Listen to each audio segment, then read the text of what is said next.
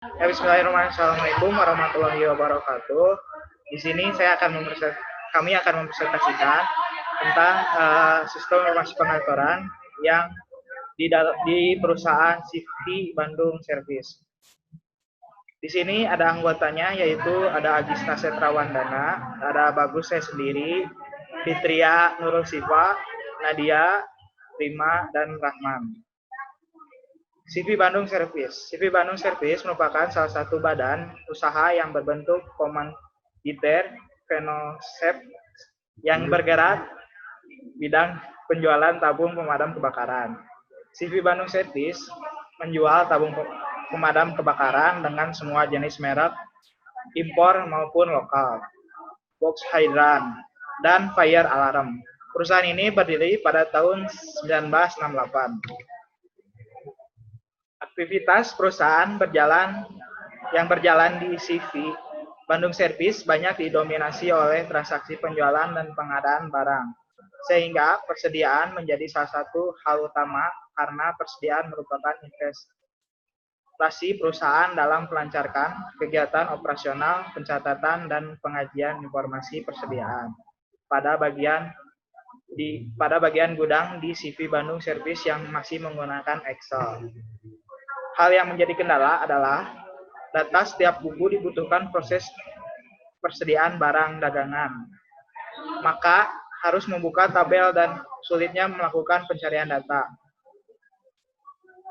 Selain itu, jumlah antara catatan komputer dengan jumlah fisik barang yang digunakan sering terjadi perbedaan, serta sering terjadi keterlambatan dalam pembuatan laporan persediaan barang yang disebabkan oleh penumpukan data transaksi masuk dan barang keluar.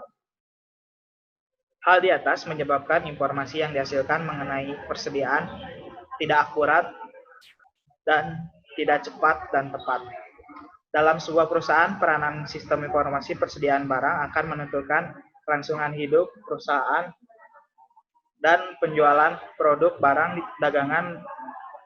Dampak positif atas adanya suatu informasi persediaan barang, yaitu persediaan barang dapat terkendali dengan baik dan perusahaan dapat mengetahui dengan tepat setiap tentang kualitas barang, kualifikasi barang yang masih tersedia, dan keadaan barang sesuai dengan catatan yang ada. Lanjut. Proses bisnis yang berjalan di Bandung Service antara lain sebagai berikut. Yang pertama, bagian penjualan menerima permintaan barang dari konsumen.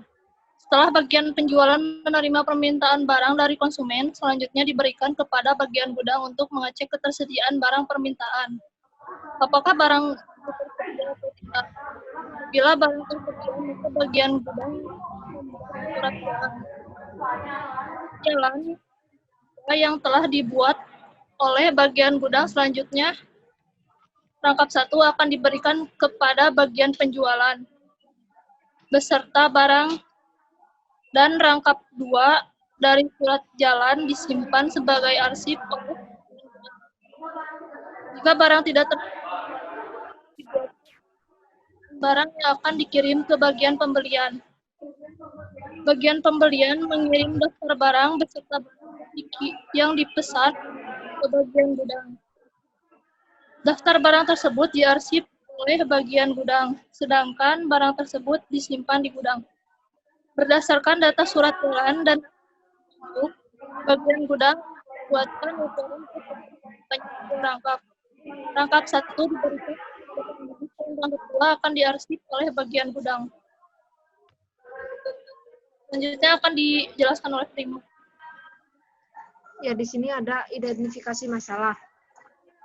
Identifikasi masalah ada 2, yaitu bagaimana proses pengelolaan persediaan barang dagang di CV Bandung Service. Yang kedua, bagaimana proses pembuatan laporan persediaan barang di CV Bandung Service. Next. Selanjutnya ada solusi yang ditawarkan. Solusi yang ditawarkan yaitu pembuatan aplikasi dengan fitur pencatatan barang. Yang kedua, pembuatan laporan yang terintegrasi.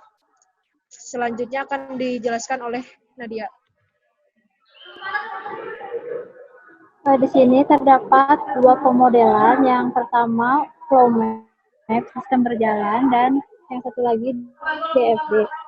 Untuk pemodelan flow map-nya, di sini bagian penjualan menerima permintaan barang, lalu diberikan ke bagian gudang, lalu bagian gudang akan melakukan pengecekan. Jika permintaan barang tersedia, maka bagian gudang akan membuat surat jalan 2 rangkap. Yang rangkap pertama akan diberikan ke bagian penjualan beserta barangnya.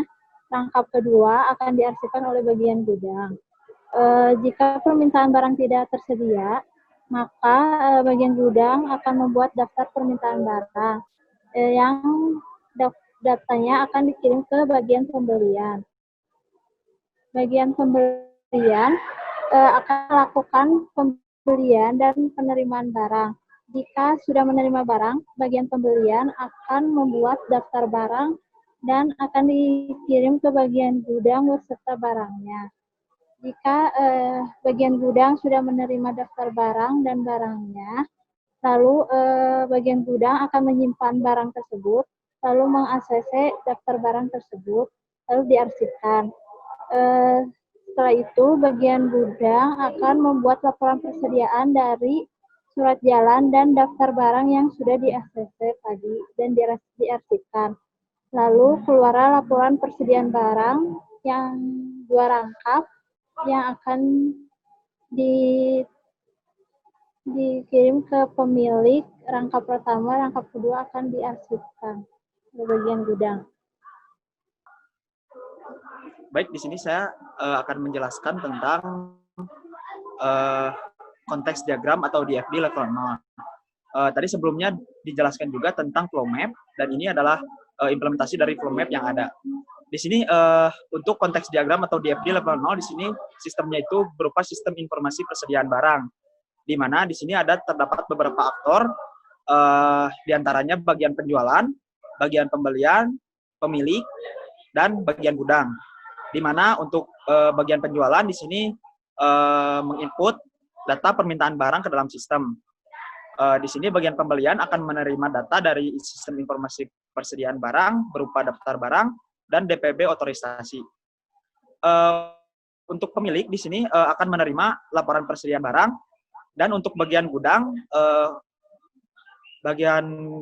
ini dapat menginput data stok barang, pembuatan SJ, DPB, daftar barang, pembuatan laporan persediaan barang. Sedangkan data yang akan diterima oleh bagian gudang antara lain laporan persediaan barang, daftar barang, DPB, stok barang, dan permintaan barang. Next. Nah, di sini untuk DFD level 1, di sini terdapat beberapa menu, diantaranya mengelola stok barang, mengelola surat jalan, mengelola data penerimaan barang, dan mengelola laporan penerimaan barang. Nah, di sini untuk menu-menu tersebut, di sini yang pertama mengelola stok barang, di sini input-output datanya berasal dari data barang. Lalu selanjutnya di sini mengelola surat jalan, input-outputnya diterima dari surat jalan, begitupun DPB dan laporan.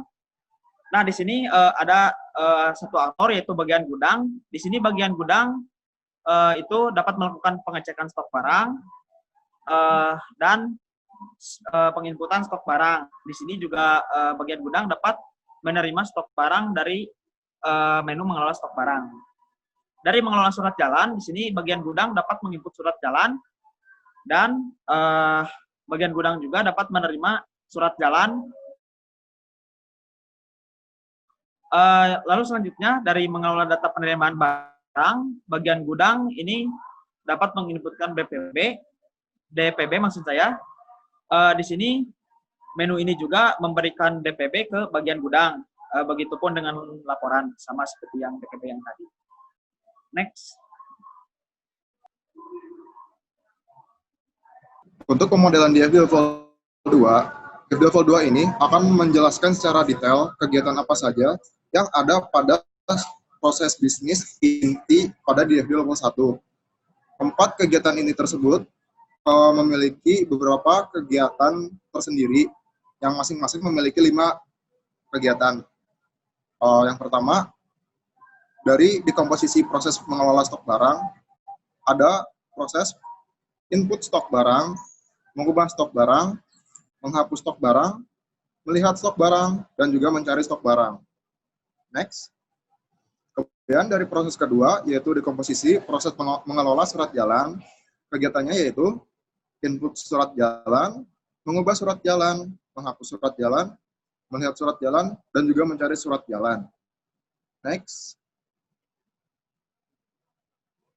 Yang ketiga adalah dekomposisi, proses mengelola data penerimaan barang. Kegiatannya adalah input DPB, mengubah DPB, menghapus DPB, melihat DPB, dan mencari DPB. Next.